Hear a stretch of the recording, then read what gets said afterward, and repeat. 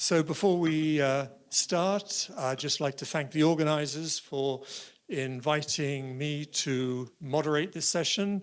The Low Impact Fishers of Europe is a relatively recent initiative, a 10-year-old initiative to bring small-scale, low-impact fishers together to have a voice in Europe and to advocate for policies which support the cause of small-scale fishing across Europe, which provides 50% of the employment, although it's only 5% of the catch.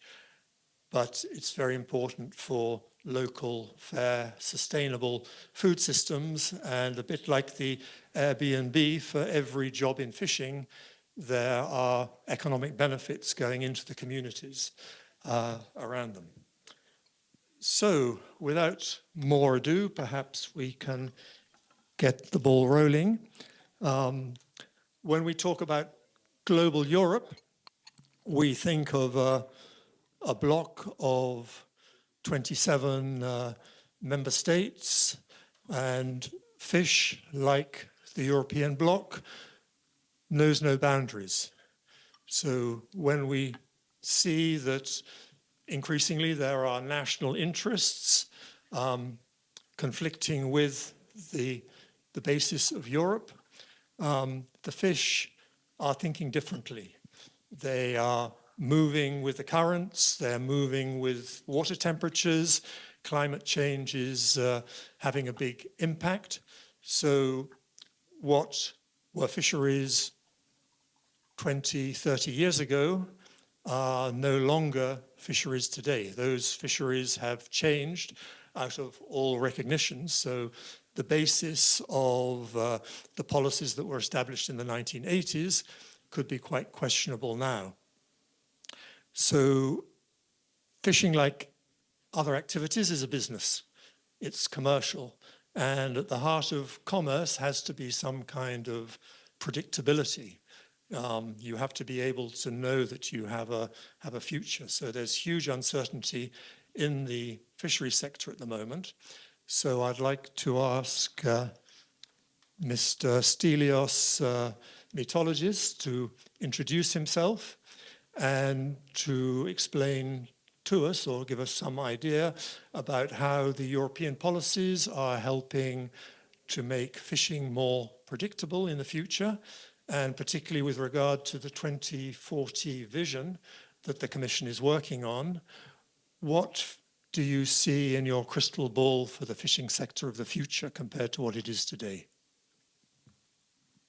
Thank you very much. Thank you for the question and having me here. My name is Stelios Mitolidis. I work in DG MARE. I'm director at the directorate that deals with the fisheries policy, the common fisheries policy, the funding policy, the control policy, and for specific areas, I deep dive on Mediterranean and the Black Sea. Now, it's an interesting, I think, question that it has been raised. We need to see, first of all, what it is the basic raison d'etre. The basic raison d'etre is to ensure environmental, social, and economic sustainability. To do that, we need to have fish. No fish, no economic activity, no social activity. We also need to be able to implement policies. When we have policies, we have to be able to implement them, and this is also an important element that we should take into consideration. What the Commission is doing in the current 24-29 period, and in line with the Commissioner's mandate letter, we are rolling out a number of policy initiatives that we think that they are in any event inevitably related directly or indirectly with what we have in terms of fisheries, and of course, as it was mentioned, the aim to ensure predictability, of course. So we are currently evaluating the common fisheries policy regulation with the aim to see how it has been implemented in the past 13 years that it has been introduced. Within 2026, or in the first half 2026, we will have the results of this evaluation.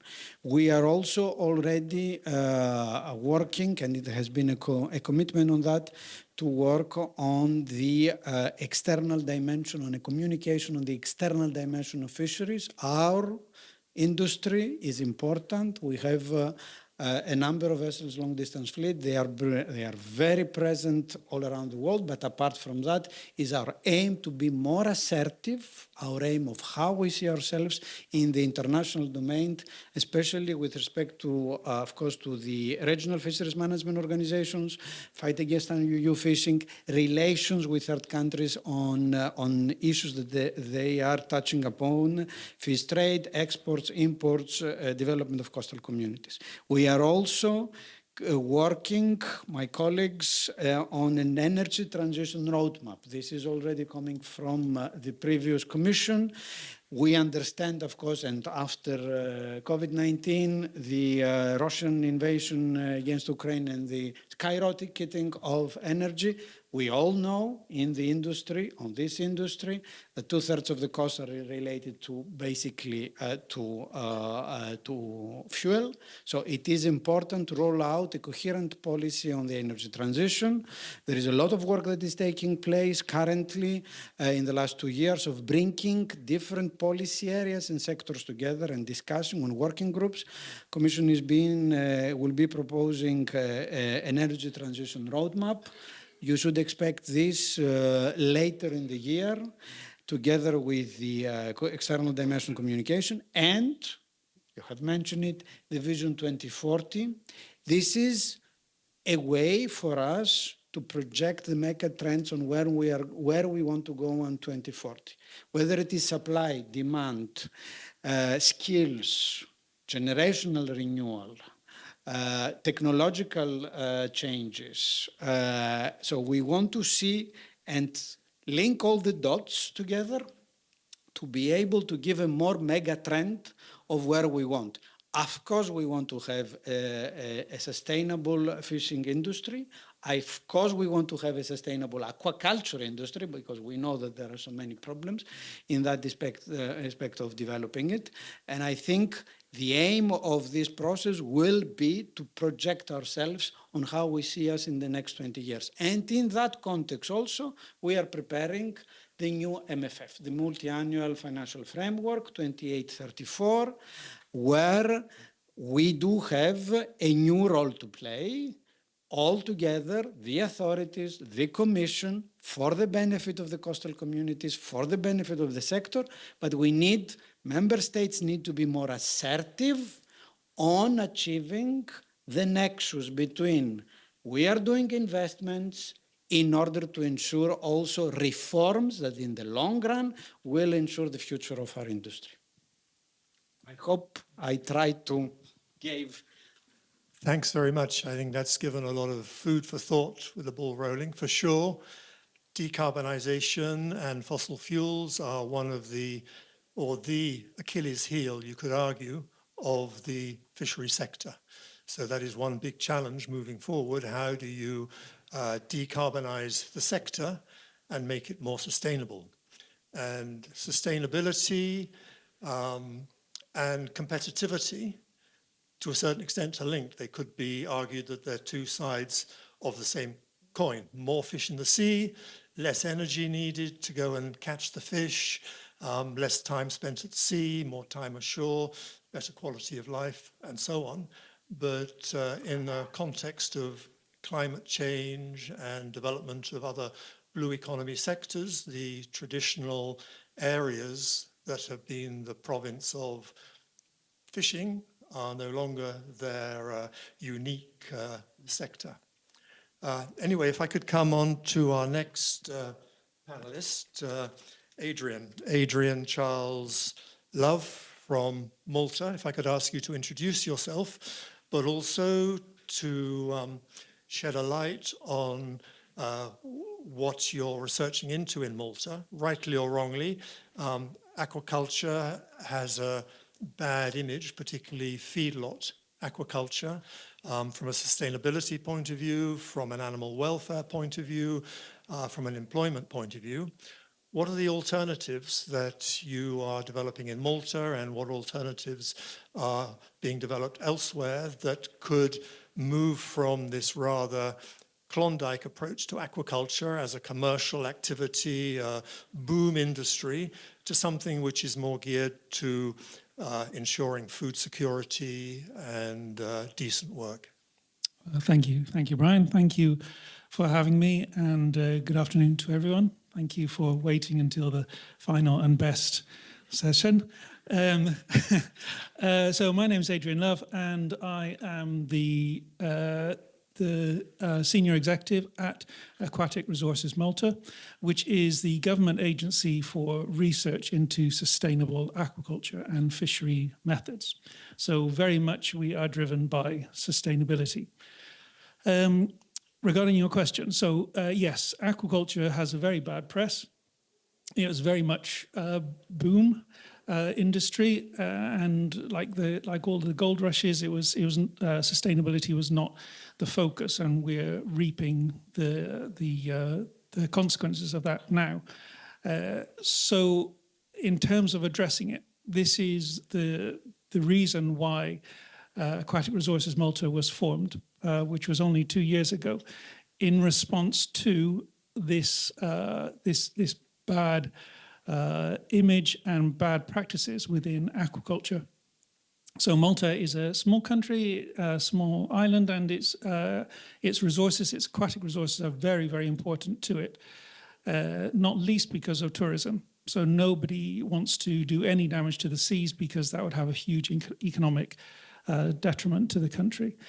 So the government is very keen on, to coin a phrase, turning the tide in aquaculture and looking how we can develop it sustainably.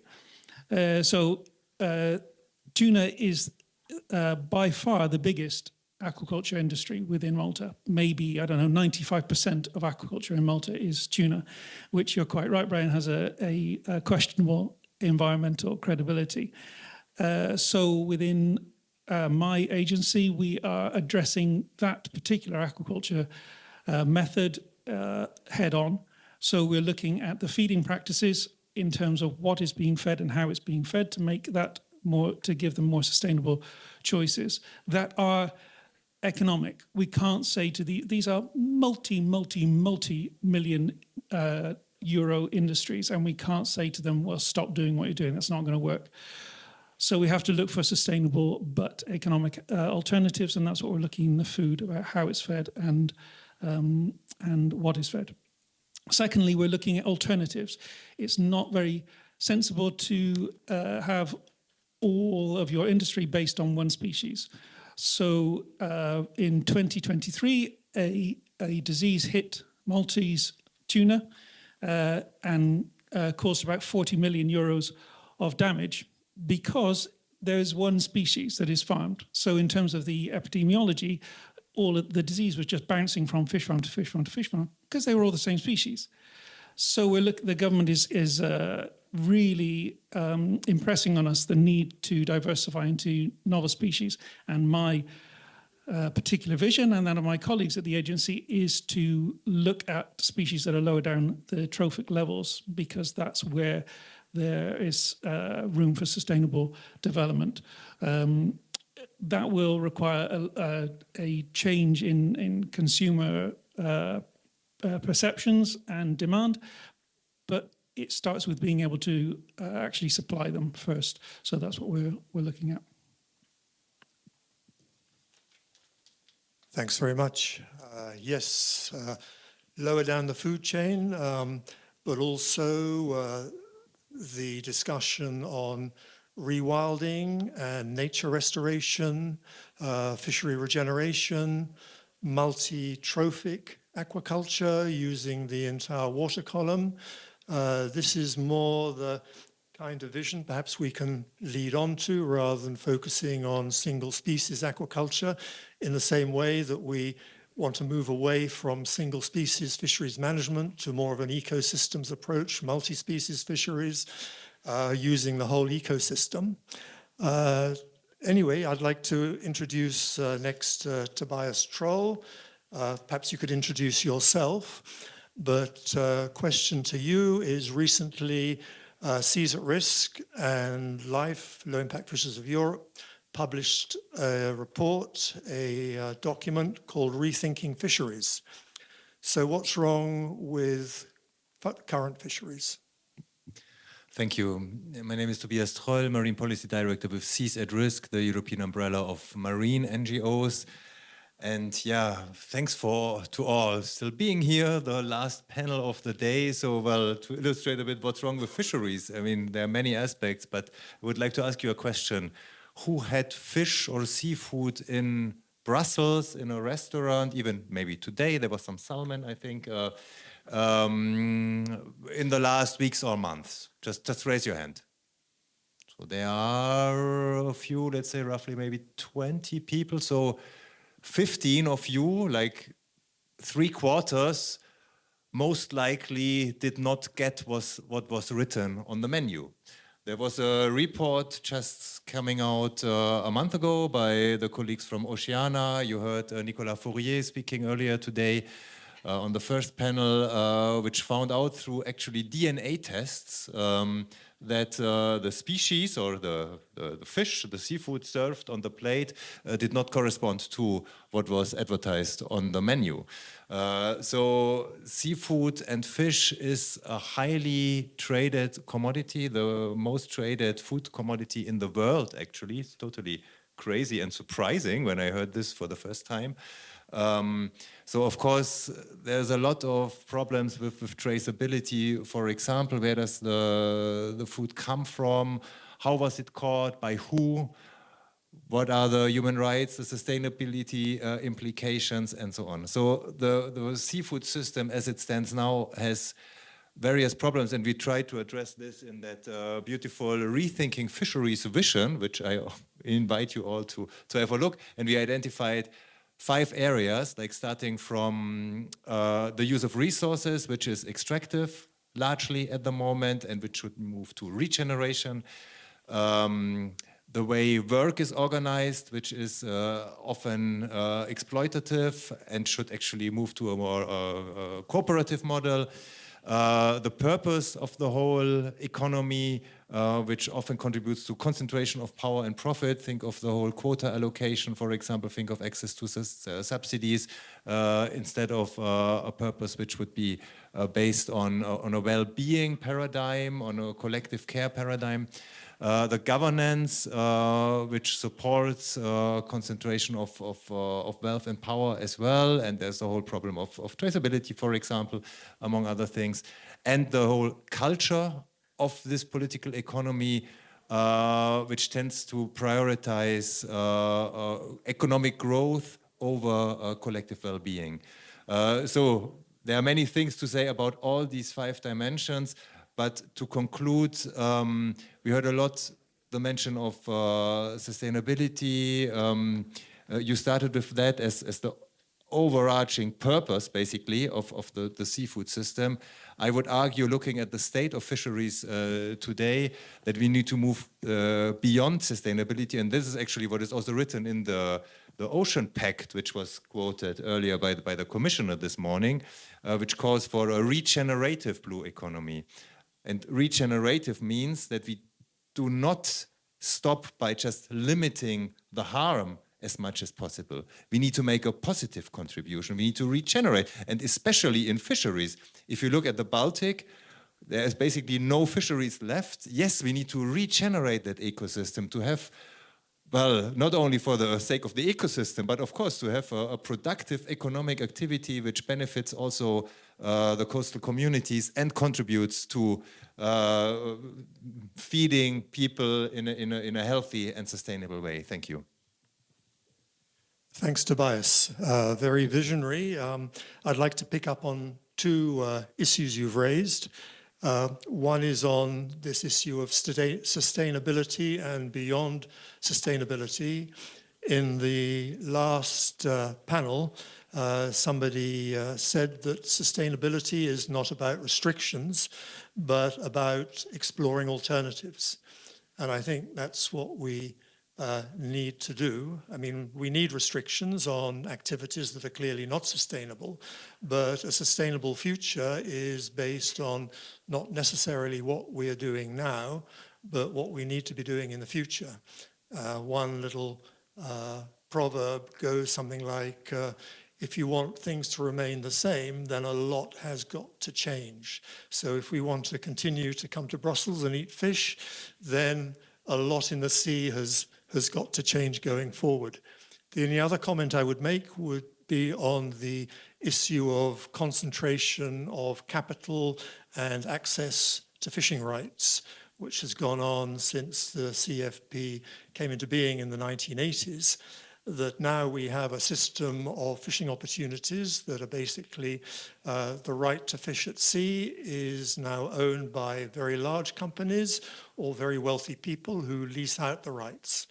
And the way we allocate them in Europe is through structures called producer organizations. And it means that if you're in a producer organization, you get access to the quota. But if you're not, then you don't get access to the quota, which means that the economies of scale which the producer organizations demand are limiting in terms of who can be in them.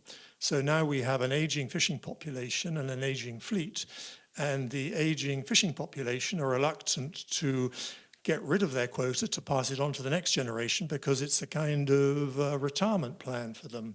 So we have some very wealthy fishermen around based on the quota they have, and young fishermen who, if they buy a boat, may cost them 60,000 euro for a boat without a license, without quota, and so on. But if they want the quota and the license, it's going to be 250,000, 500,000 euro for a smallish boat, and the quota goes with it. So this generational renewal is a really sore point, and we need to find ways of unpainting ourselves from the corner we've painted ourselves into. Thanks very much. So now, Beatrice Baresi from the European Space Agency. Please, can you enlighten us? I mean, I'm fascinated about space and how space can help us sustain life on Earth. How are innovations helping the aquaculture and fisheries sector adapt to challenges, and particularly in the context of the work you're doing at the European Space Agency? Thank you for the question, and for being here, staying here until late. So first of all, let me explain why the European Space Agency is here, because I think that could raise some questions, and hope by the end of the panel it will be clear. Yes, I work for the European Space Agency. I'm the Senior Sustainability Application Officer. So sustainability is in my term of reference, so it's a lot to do with my work. And for the ones that don't know, the European Space Agency is an intergovernmental organization founded 50 years ago. We have 23 member states, 8 sites across Europe. And of course, we do different things related to space. So a lot of our work, and many of my colleagues work with design satellites, launching them, operating them, and so on. But many of us, including myself, we try to see how we can use those data, this information, for the benefit of all of us. Actually, we don't realize, but all of us, we are unaware users of space data every day. Every time we use our phone, we look at the pictures and so on. But of course, space is much more than that. So it can also be beneficial for our businesses, for our companies, and also for the environment.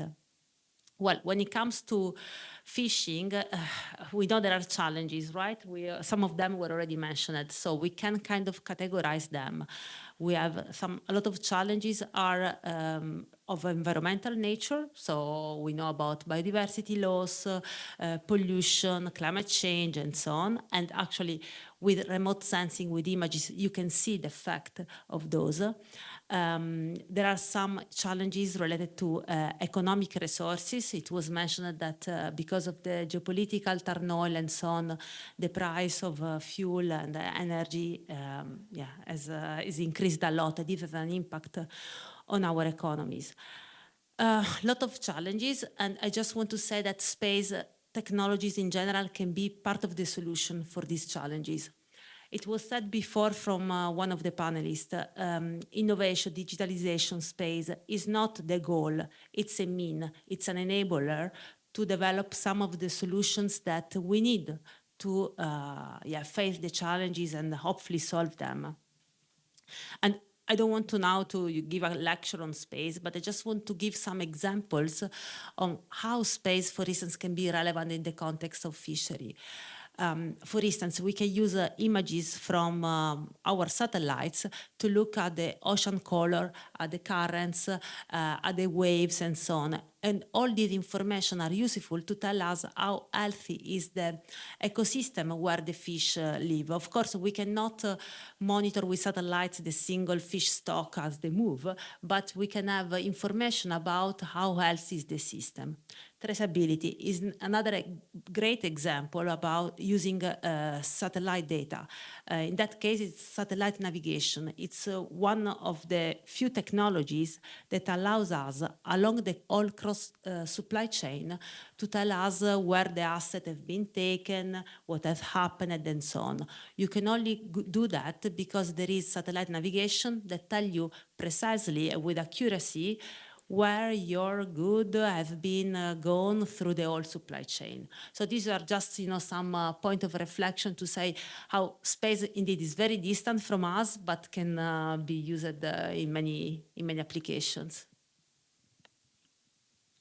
Thanks, Beatrice. Yeah, satellite monitoring, very important tool, particularly when you think that what are called IUU fisheries, illegal, unregulated, unreported fishing, supplies up to 30% of the total fish catch that's marketed. And a large proportion of this is coming into Europe, laundered, rebaptized, as they say in the fish trade, rebaptized as legally caught fish, often as a different species, as a different country of origin. So this monitoring on board, now on board we have CCTV on larger boats. We have blockchain, which is a powerful tool for giving traceability from catch to supermarket shelf. So there's a whole range of technologies coming in which are bringing about a kind of digital transformation in the fisheries sector. But I see the time is going on, so I'd just like to come back a little bit, take a step back, and we've talked about the concentration of power and wealth. We've talked about aquaculture. We've talked about fisheries management, the new multi-annual financial framework today, thank you, with eye-watering amounts of money, 40 billion here, 60 billion there, which for the fisheries sector is quite astounding. But I'd just like to reflect a little bit on the small-scale sector, which to a large extent has been marginalized, like small farmers, like small businesses. They tend to be marginalized by these global European policies because they're rather off the radar. They are small enterprises, turnover of business probably between 100,000 and 500,000 a year, employing a few family members, one person, two people working at sea, often related to each other. But yet they are the driving force behind a lot of coastal tourism. People won't go to visit coastal villages unless they can see nice fishing boats in a port. Very important. And the catches which are landed provide the basis for a lot of restaurant trade.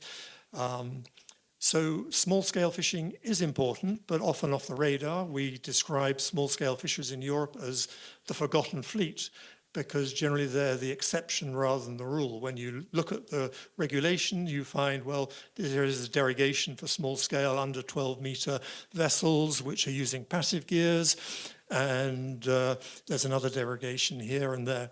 So what I'd like to ask perhaps you, Stylianos, is how can we get a fair deal for small-scale fisheries going forward within the European policy landscape?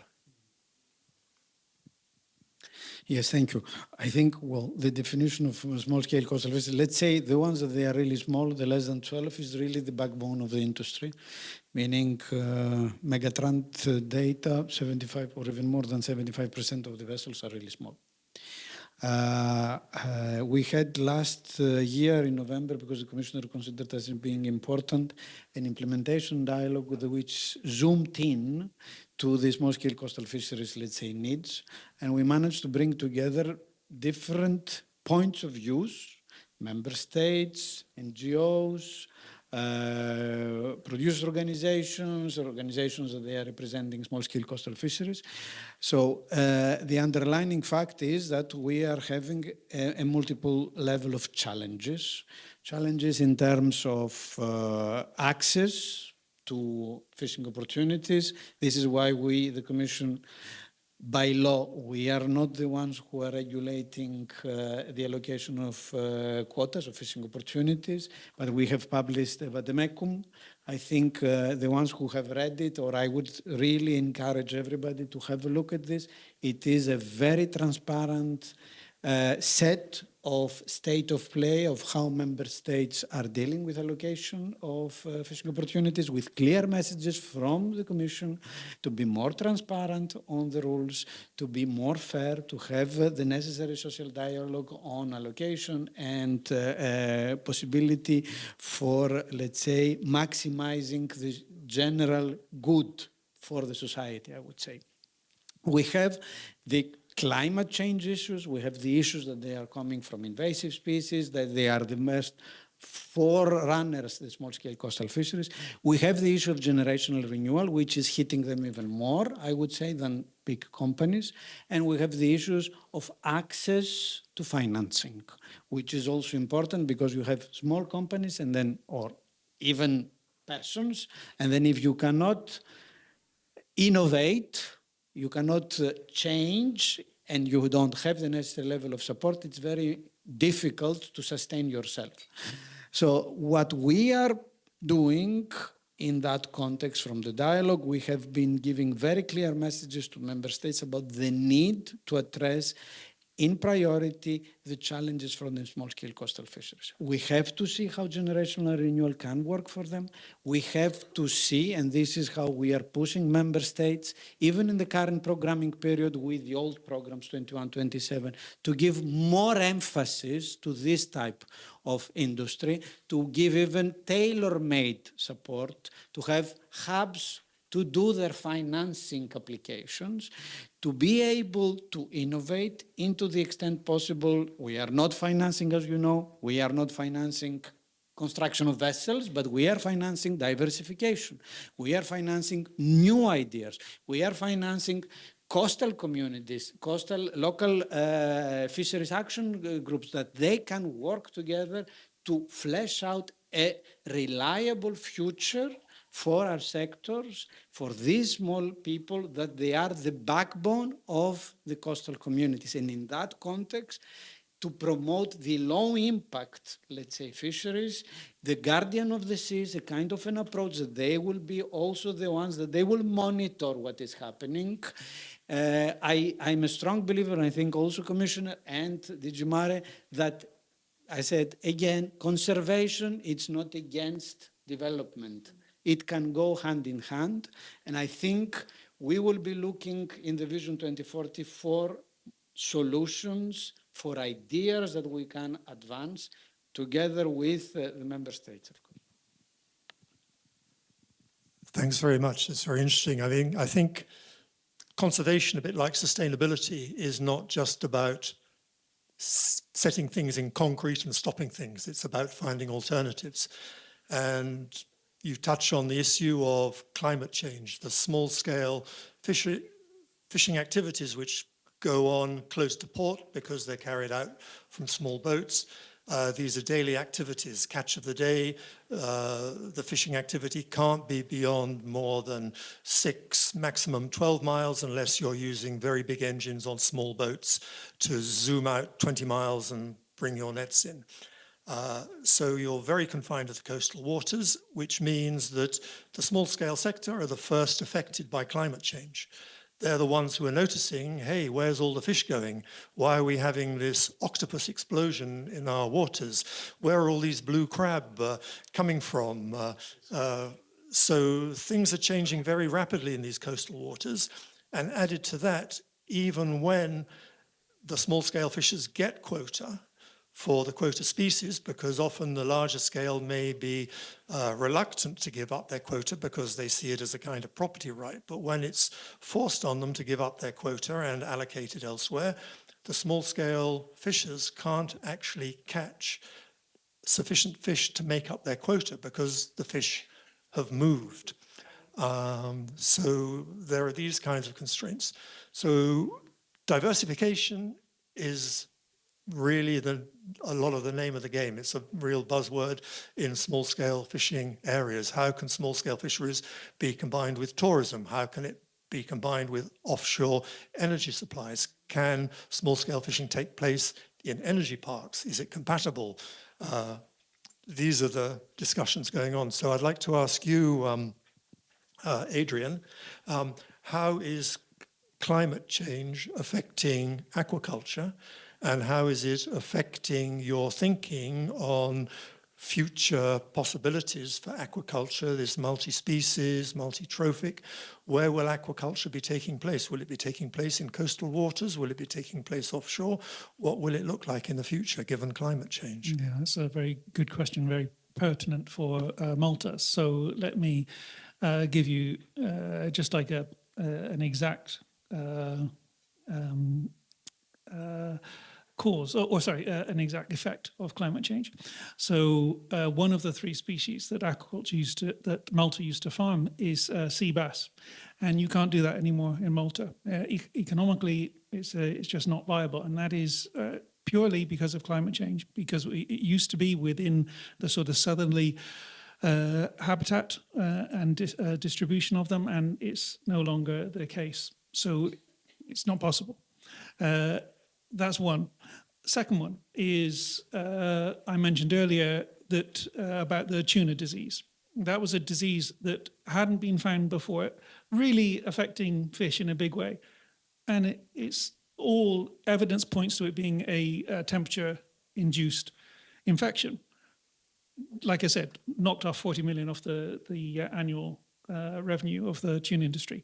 Thirdly, there's a sea urchin that's found around Malta. The fishery was decimated because of the two things. One is overfishing, the usual, and secondly, because of climate change. Climate change caused a disease that was found amongst the sea urchins. It caused them to lose their spines and eventually die.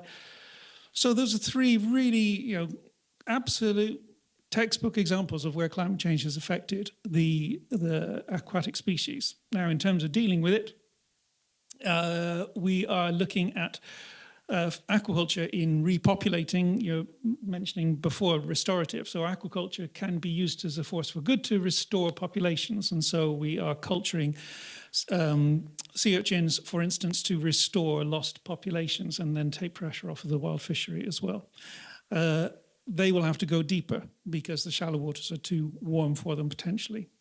In terms of responding to climate change, again, this diversification.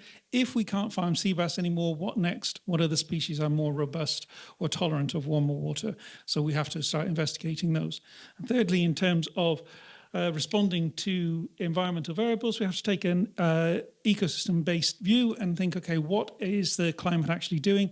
And monitoring that and then responding using smart technology to those variables. So if dissolved oxygen goes down, temperature goes up, whatever happens, how in real time, how are we going to change immediately how we are feeding the fish or what the fish are doing or whether we harvest them today or whether we treat them today or whether we wait until tomorrow. So we have to use that technology that's available to make things more efficient and more successful.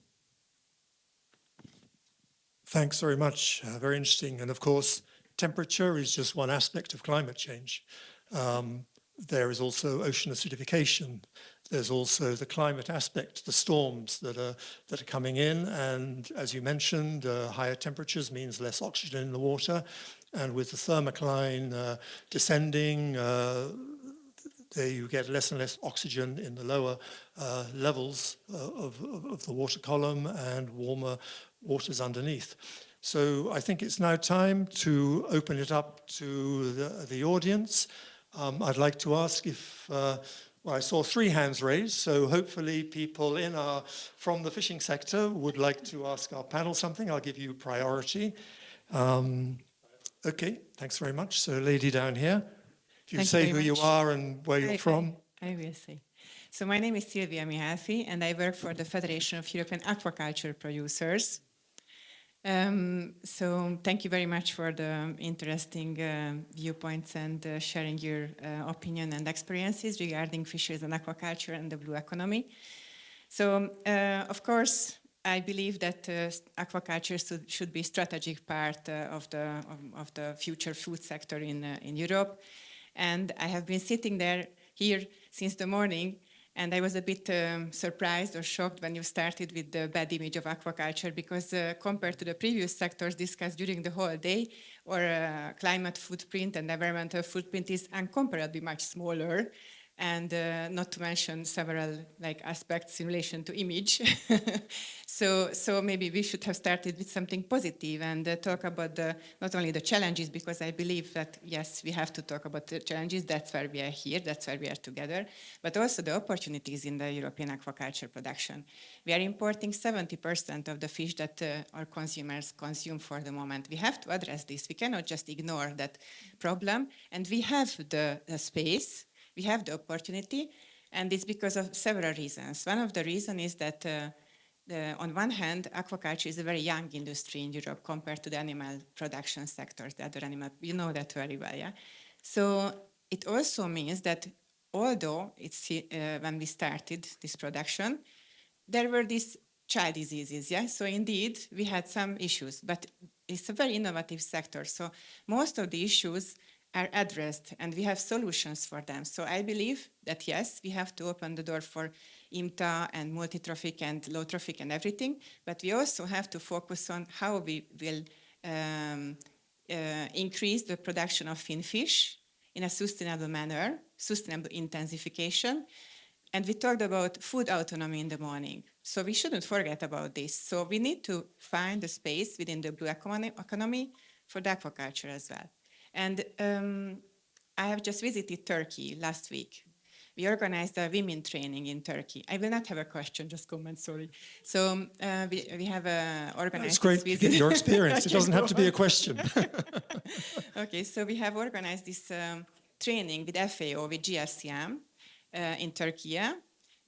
We visited the Izmir region. It was the first time I visited Turkey. I also had some questions because I knew more about the EU aquaculture. I visited several EU countries before. And I saw an enormous will, commitment, knowledge in the sector there. They learned from the mistakes we made in the EU. They invited the best experts to address their issues. They are really, really good. So we really have to focus on how to do this, how to continue this in the EU. And I don't want to, I'm not really in favor of competition. I think in Europe, if we all eat more fish, then there will be market for everyone. And it's a very, very important thing to address because compared to the other animal protein production sectors, we have the lowest carbon footprint or comparable with chicken. And some others even lower.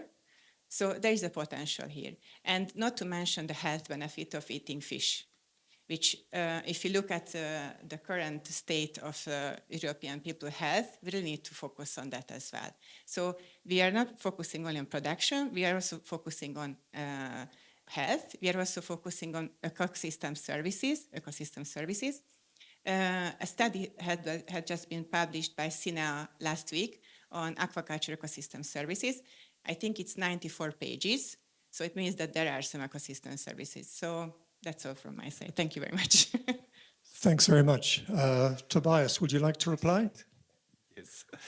I think, I think this was very interesting, and I think we need to have a little bit more differentiated look at aquaculture. I mean, of course, there are all kinds of of types. So first of all, I don't think it's a good idea to increase fish consumption in Europe. We are already way over what is the WHO recommendation of 15 kilos per head or something. Europe is 24. Portugal, of course, is whatever, 70. So, I mean, there are higher variations. We don't need to eat more fish. We are eating already too much. And especially the way we produce it, catch it, and especially also in aquaculture, directly contributes to increase food insecurity in other countries. If you fish for sardines on the coast of Western Africa and then feed it to aquaculture farms in Norway, well, this is less fish for fishers in Senegal who then go on their fishing boat to the Canaries and feed to find a job in Europe somehow as an illegal migrant. So this is not a systemic solution for our problems.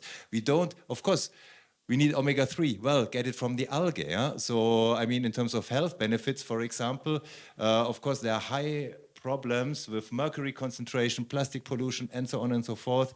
The higher you go up in the trophic chain. So even like sea bream, sea bass, salmon, they are the worst, and there's no human right to sushi and poke bowls every time of the week. In a fast food restaurant at the corner of the street. These eating habits also have changed very rapidly. People always say like, well, the market wants it and people don't change, and so we don't have a choice. We need to give them what they want. Well, I mean, this salmon, for example, on sandwiches, I mean, this is something I haven't seen 20 years ago. So salmon was a luxury product, and it was wild salmon. Now, most of the salmon we are eating comes from very unsustainable aquaculture farms.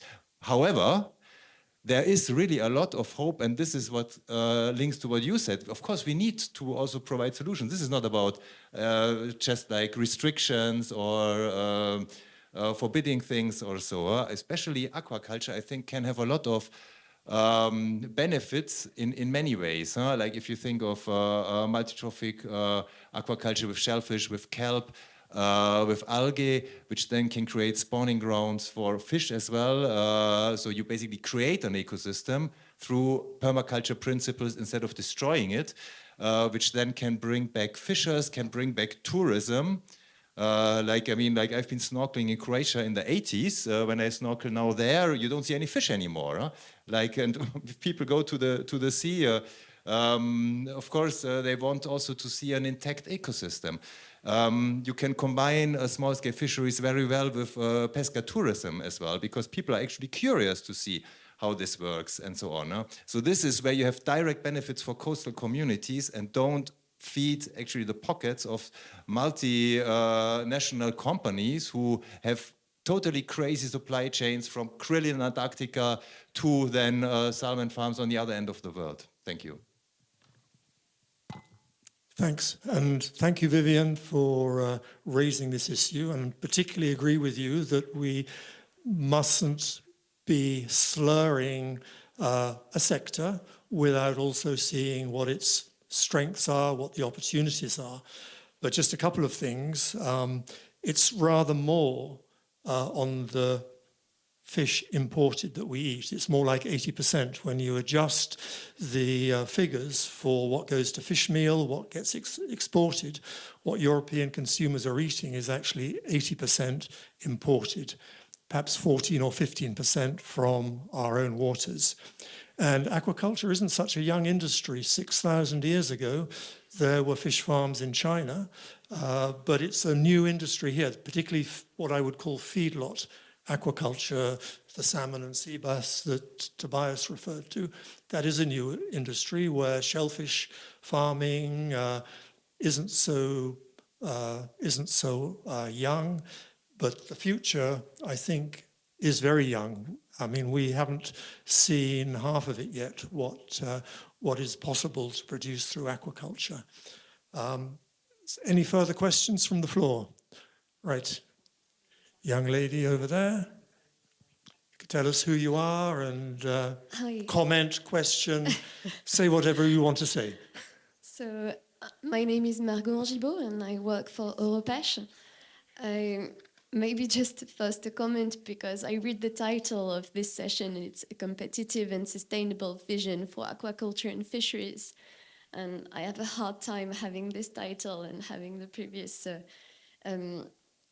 interaction, but maybe just to have an idea on what's happening if we replace seafood with land food, I want to highlight the recent publication of an article from Duncan Leadbeater, who's basically saying that we would need a massive place on land if we were switching to land-based protein, and it would have a significant impact, a greater one than if we continue spreading the pressures as much and as well as we can. But I go to my question because I initially had a question, and it was more for Beatrice, I think. Thank you for bringing the space to the sea and land talks. You're saying that the data that we're collecting from space can be useful for our activities. And I'm wondering if our activities can also actually pass by your space and be used for sustainable visions. I'm thinking, for example, about AIS and VMS. That's my first question. The second one is, how can we secure the use of these data? Yeah, easy answer to the first one, yes, for sure. We do have already solutions which are based on IIS and so on, like to detect illegal vessels and so on, to understand if they are entering, for instance. Sorry, can you explain AIS, what it is? Yes, it's the automatic identification system. So this signal that vessels are above certain sites that now I don't remember, they are asked to send like periodically their position and their identification. So thanks to that and ingesting this information with the AI was mentioned a lot in the panel before, and Earth observation images, we can almost near real time detect a vessel if, for instance, it's doing fishing where it was not supposed to do, or if it's doing activities within an area which is not the right one. So yes, definitely. Sorry, the second question, was it? I missed. It depends on the type of data, okay? So for instance, I'm referring a lot to Earth observation, like the Sentinel data, these are for free, because it's not that much the data that we should protect, but is the information that is going to build on the data. So how the service is built on top of the data. When it comes to IIS, of course, it's different because there are some level of encryption that are put in place. It really depends on the type of data. Hope that clarified things, and nice to meet you. New colleague from Europesh. Europesh is the organization that represents European vessel owners, great and small. Any other questions from the audience? On the panel, anybody like to make any concluding remarks? Yes, thank you. I think a little bit as concluding remarks, for us, I think there is a case, a win-win case. I think what we need to see ourselves projecting in the future is a future that ensures sustainability for the resources. And because it ensures sustainability of resources, it ensures also the social and economic development of our industry. I think it's a clear message that we want to continue having fisheries and aquaculture in Europe. We want to have it sustainable. We want to have it with an impact, a positive impact to the coastal communities. We want to have a developed aquaculture that it would be clever, innovative, circular, and this is what we are financing very, very actively. You mentioned GFCM, which they have a lot of ideas, and actually we are driving, let's say, the policy around the Mediterranean on aquaculture. IT solutions are very important. Ocean observation, when I hear about IT solutions, immediately is the big let's say, vision that Europe has in order to bring all the IT information on an ocean observation together in order to have the necessary level of knowledge. And the Commission is going to be actually advancing on that. President van der Leyen is very interested on this, and there will be announcements on ocean observation, but also control. You mentioned it, that it can be used, the fight against IUU fishing. So it is a win-win. It should be a win-win process to ensure a fair place for everybody, but also to ensure that we have the resources and we can innovate, generate, change. That's important. And then the funding, when we are talking about money, it would be for 28-34 for the member states, but also for stakeholders to understand that there is a different model and to be able to hook on that different model on this nexus, the need for investments in order to ensure reforms. And I think we have a huge opportunity there to work all together. Can I just have 2 seconds? I just want to make aware that we have recently opened a call for proposal for industry. It's called the responsible fishing, where basically we are putting forward some financial budget. We talk about money because eventually money are important to develop operation solutions to try to solve some of the challenges that were mentioned. So if you go to our website, business.isa.int, the call is open, or you can write to me to have more information. Yeah. Thanks very much. So I think that brings us to the end of this session. Perhaps I could just make a few little concluding thoughts that have come into my head. One is on this issue of sustainability and the need to fundamentally ensure that the resources, the fishery resources, the fish stocks, the habitats, the environment is sustained. But the other side of the coin also is that without fish in the sea, there are no fishes, but without fishes, there are no fish on your plate. So this idea of sustainable communities, socioeconomic activities being stimulated from the environment is important. And on the issue of ocean observation, I would say that the fishers are the first in line on seeing what's happening in the sea. And there was a Chilean fisherman who once was describing to me how he sees fishers as the beacons of the sea. When something starts to go wrong, they're the first to notice, and that's where you see the first indications of something that's not right at sea, something is not right in the fishing communities. So I would urge that going forward in structuring the scientific advice to the fishery managers, that we include the traditional as well as the experiential knowledge of the fishers who are out there every day fishing, or if they're not out there every day fishing, they're in the port or looking at the sea, knowing what's happening there and have a very good idea of what's happening here. But they see it in a different way. They don't express it in scientific terms, they express it in their own language, and often it's difficult to tease out what exactly it is they're saying. But we must hear their message also. The message has to come from the sea, but we have to define our policies for the sea, away from the sea. Thank you very much, everybody.